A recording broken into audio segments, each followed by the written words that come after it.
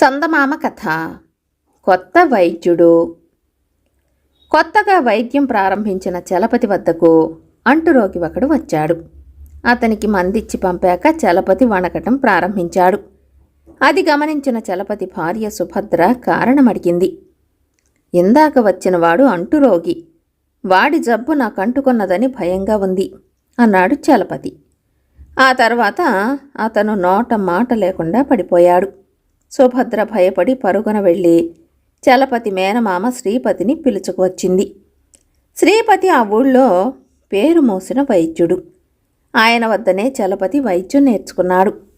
శ్రీపతి వచ్చి చలపతి నాడిని పరీక్షించి, నాడి నిక్షేపంలా కొట్టుకుంటున్నది, వీడిలో అంటురోగ లక్షణాలేమీ లేవు, కానీ మనిషిలో వణుకున్నదంటే వంట్లో నుంచి చలి పుడుతుందన్నమాట, నోట మాట రావటం లేదంటే మెదడుకేదో అయిందన్నమాట. వీడికి శస్త్రచికిత్స చేసి మెదడును సరిచేయాలి. 2 రోజుల పాటు వీడికి కాకరకాయ కూర, కాకరకాయ పచ్చడి, కాకరకాయ పులుసుతో భోజనం పెట్టు, మంచినీళ్లకు బదులు కాకరకాయ రసం తాగటానికి ఇస్తూ ఉండు అన్నాడు. ఎందుకు సరేనన్నది సుభద్ర. శ్రీపతి వెళ్ళిపోగానే ఆమె ఆ విధంగా వంట చేసి భర్తను భోజనానికి పిలిచింది. సుభద్ర వండిన ఆహార పదార్థాలు చూస్తూనే చలపతి మండిపడి, మనిషన్నవాడు తినే వంటకాలేనా ఇవి? అనారోగ్యంతో ఉన్నవాడికి నోటికి హితవుగా చేసి పెట్టాలన్న ధ్యాస లేదా నీకు అన్నాడు. భర్త మాటలకు సుభద్ర బాధపడకుండా, ఆహా, మీకు శస్త్రచికిత్స లేకుండానే మాట వచ్చేసిందే, ఇలా జరగొచ్చని మీ మామయ్య నాకు ముందే చెప్పాడు అన్నది సంతోషంగా. చలపతికి అసలు విషయం అర్థమయ్యింది. తనకిష్టం లేని పదార్థాలను చూస్తే మెదడు ప్రభావితమై శస్త్రచికిత్స అవసరం లేకుండానే సరి అవుతుందని మేనమామ భావించాడు. ఇది కూడా ఒక తరహా వైద్యమై ఉండాలి.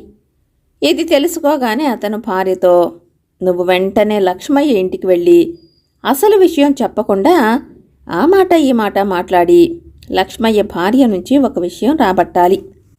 లక్ష్మయ్య తండ్రికి ఏ పదార్థాలంటే సుతరాము ఇష్టం లేదో నాకు వెంటనే తెలియాలి.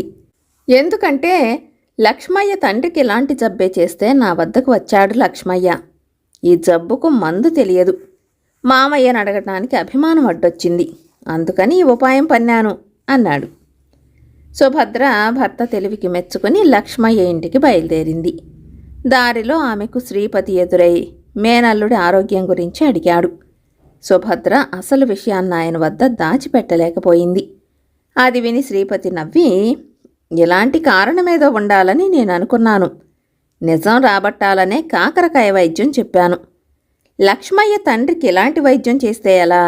అది నిజమైన జబ్బు, దానికి వైద్యం వేరే ఉంది, పద ఇంటికి వెళ్దాం అంటూ ఆమెను తీసుకుని ఇంటికి వెళ్ళి మేనల్లుడిని బాగా మందలించి, లక్ష్మయ్య ముందుగా నా వద్దకే వచ్చాడు.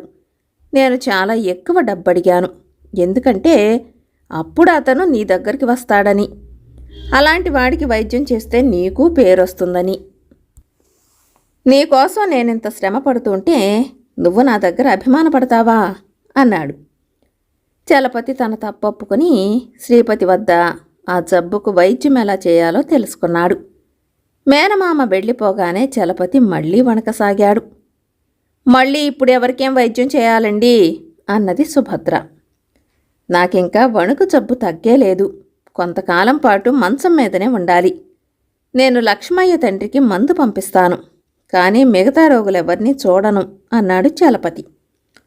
అప్పుడు సుభద్ర, హలివేరు గంధం తీసి తులసాకుల రసంతో కలిపిస్తాను, అది ఉదయం లేవగానే రాత్రి పడుకోబోయే ముందు తీసుకోండి.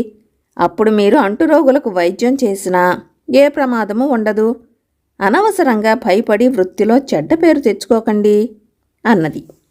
చలపతి ఆశ్చర్యంగా, నేను అంటురోగికి భయపడుతున్నానని నీకెలా తెలుసు అని అడిగాడు.